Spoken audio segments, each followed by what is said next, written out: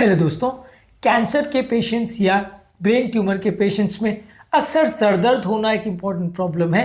आज हम बात करेंगे कैंसर के पेशेंट्स में होने वाले सर दर्द के क्या इंपॉर्टेंट कारण हो सकते हैं और कौन से टाइप के सर दर्द हैं जो सीरियस है, कौन से नहीं। इनके मैनेजमेंट को हम एक अलग वीडियो में डिस्कस करेंगे, पर आज हम बेसिकली समझने का प्रयास करेंगे कि कितने अलग अलग कारणों से लोगों को सर दर्द हो सकता है यदि उनको कैंसर है तो। टॉपिक पर जाने से पहले जो लोग हमारे चैनल पर नए हैं उन्हें रिक्वेस्ट करूँगा कि चैनल को सब्सक्राइब करें, वीडियोस को लाइक करें, शेयर करें, फॉलो करें, कमेंट करें, पूरा देखें। टॉपिक इंपॉर्टेंट है इसलिए इसे अंत तक देखिएगा। चलिए शुरू करते हैं इंपॉर्टेंट वीडियो।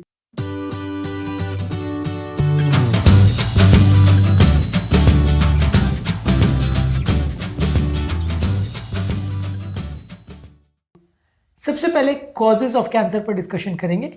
अगर किसी व्यक्ति को ब्रेन का कोई भी ट्यूमर है तो वो ट्यूमर धीरे धीरे करके ब्रेन में उसका साइज बढ़ते जाता है, जिसकी वजह से ब्रेन के अलग अलग टिश्यू का कंप्रेशन होता है, ब्रेन का प्रेशर बढ़ता है, जिससे ब्रेन को पेन होता है, आदमी को सर दर्द होता है।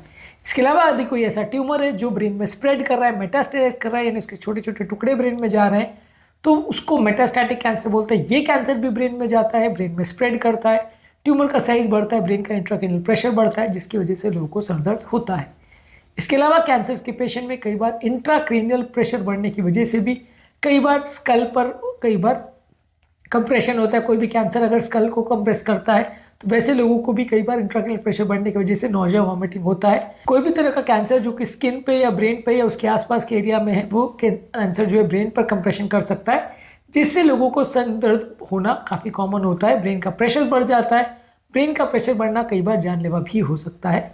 इसके अलावा कैंसर के पेशेंट में जो कीमोथेरेपी यानी कैंसर की कुछ दवाइयां दी जाती है, इसके साइड इफेक्ट से लोगों को सर दर्द होता है। इसके अलावा कैंसर के पेशेंट में जो रेडियोथेरेपी दी जाती है, खासकर अगर सर और गले के आसपास के रीजन में अगर रेडियोथेरेपी दी जाए तो उससे ब्रेन में सूजन या इन्फ्लेमेशन क्रिएट हो सकती है, ब्रेन का प्रेशर बढ़ सकता है, इससे भी लोगों को सर दर्द हो सकता है। कई बार लोगों को अलग अलग तरह की टारगेटेड कीमोथेरेपीज दी जाती है कैंसर सेल्स को मारने के लिए। ये भी इनके साइड इफेक्ट प्रोफाइल में सर दर्द एक इंपॉर्टेंट चीज़ है जो कई बार लोगों को होता है। कुछ लोगों को कुछ मेडिसिन के साइड इफेक्ट से, खासकर जो स्टेरॉइड्स है, कैंसर की मेडिसिन है, या कुछ उल्टी को कम करने वाली दवाइयाँ, इनके साइड इफेक्ट से लोगों को ट्रिगर होता है हेडेक।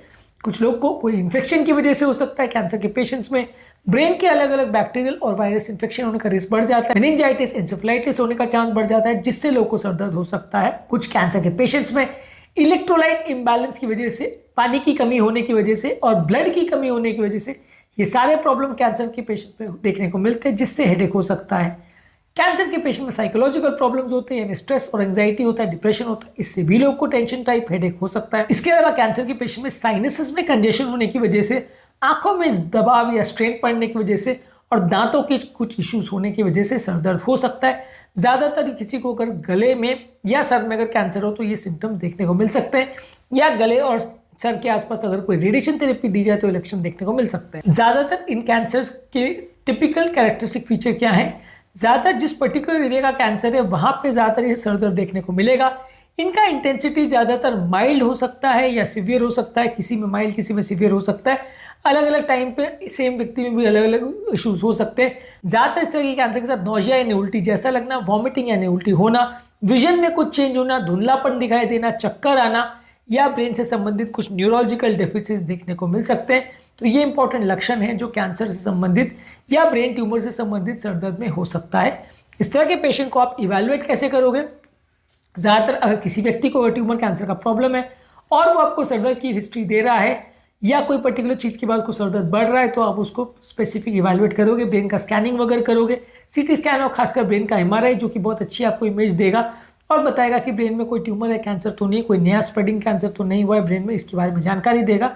ये आप जांचें कर सकते हो। कई बार रीढ़ की हड्डी का पानी, जिसे लंबर पंक्चर टेस्ट बोलते हैं, इसकी एनालिसिस भी की जाती है और इसके द्वारा आप जांच कर सकते हो कि ब्रेन में कोई कैंसर के सेल्स तो नहीं है और उसमें कौन से टाइप के सेल्स है, इसकी एनालिसिस भी की जाती है। तो किसी व्यक्ति को अगर कैंसर है या कैंसर का अंदेशा है या पहले की कैंसर की हिस्ट्री है, उसको अगर सर दर्द हो रहा है तो ये सारे टेस्ट अक्सर किए जाते हैं। आज के टॉपिक में हमने बात करी कैंसर के पेशेंट में सर दर्द से संबंधित क्या इंपॉर्टेंट इश्यूज होते हैं और कैंसर के किस किस पेशेंट में किन की कारणों से सर दर्द हो सकता है। अलग एक वीडियो में हमने बात करी कि कैंसर के पेशेंट में सर दर्द को हम कैसे मैनेज करते हैं, उस टॉपिक को भी जरूर देखिए। उम्मीद करूँगा कि आज के टॉपिक में कुछ नई बातें जानने को मिली होगी। जो लोग हमारे चैनल पर नए हैं उन्हें रिक्वेस्ट करूँगा कि चैनल को सब्सक्राइब करें, वीडियोज़ को लाइक करें, शेयर करें, फॉलो करें, कमेंट करें, पूरा